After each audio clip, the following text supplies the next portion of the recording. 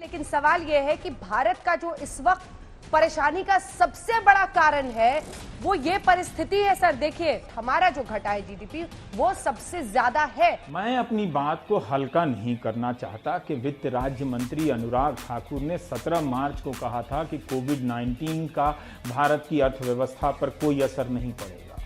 मुझे नागरिकों की गंभीरता पर पूरा यकीन है, क्योंकि जीडीपी माइनस में नहीं है, भारत के नागरिक भी माइनस में हैं। उनकी चेतना पर बर्फ जम गई, तभी तो चैनलों के जरिए एंकर आपके खून में उबाल पैदा कर रहे हैं।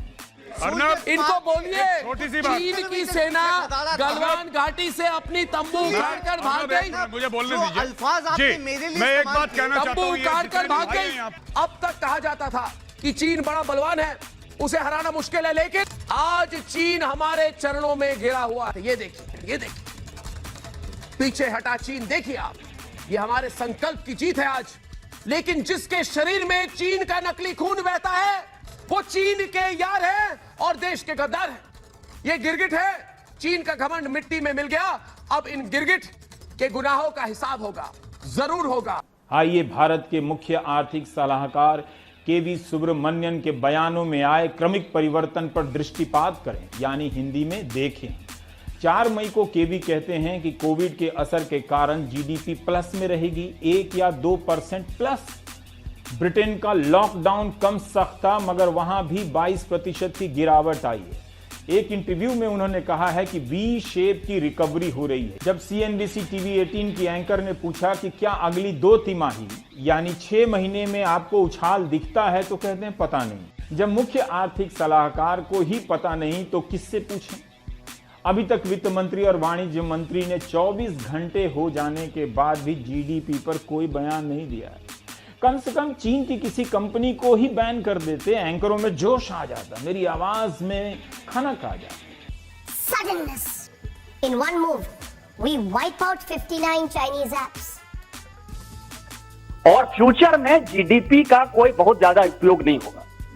आप सोच रहे होंगे कि वक्ता क्यों नहीं आए अभी तक ताकि गर्माहट पैदा करें। 20-25 आ जाते स्क्रीन पर और लाखों लोग यूट्यूब पर जाकर देखने लगते। एक मिनट भाई साहब रिलैक्स। हाँ भाई साहब रिलैक्स करो। सुनो आप, मेरे अनुमति के बिना नहीं बोलेंगे कोई। मेरे अनुमति के बिना कोई नहीं बोलेगा।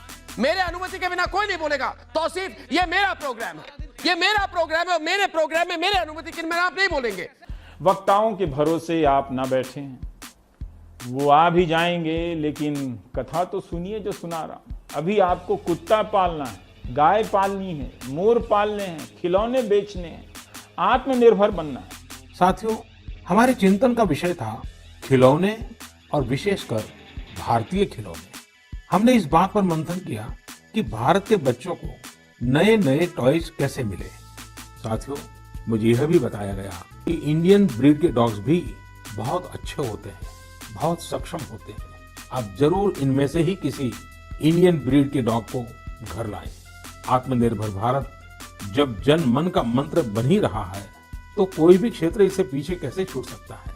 कोविड की दुनिया में तारीफ हो रही है तो सबसे ज्यादा केस भारत में आने लगे। 5 अगस्त को अयोध्या में नए भारत के उदय का अनाउंसमेंट हो गया तो जहाज ही उतर गया आसमान से। दुनिया की बड़ी अर्थव्यवस्थाओं में सबसे ज्यादा गिरावट भारत में दर्ज की गई है। केवी सुब्रमण्यन ने इनमें से ब्रिटेन को चुन लिया कि वहां भी 22% की गिरावट आई। यूनिवर्सिटी की रिजल्ट में जब कोई फेल करता है तो वह लिस्ट में देखता है और कौन कौन फेल हुआ है, ताकि घर जाकर बता सके कि इस बार कॉपी ही ठीक से चेक नहीं हुई है, कम नंबर मिले हैं और कई लोग फेल हो गए। सही बोला, बात कर रहे हैं, सही बोला आपने, सही बोलिए, बिल्कुल सही बात कही आपने।